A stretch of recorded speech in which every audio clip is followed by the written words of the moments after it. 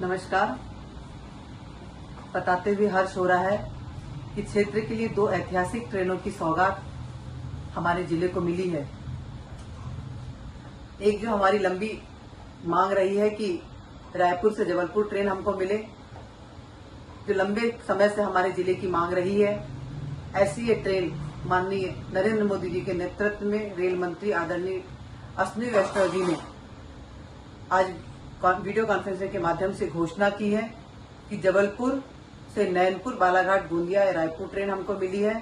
दूसरी एक जो ट्रेन हमें मिली है वो रीवा से पुणे वाया बालाघाट वाली ट्रेन मिली है, जिसका रूट रीवा, सतना, जबलपुर, बालाघाट, गोंदिया, नागपुर होते हुए पुणे की ओर जाएगी।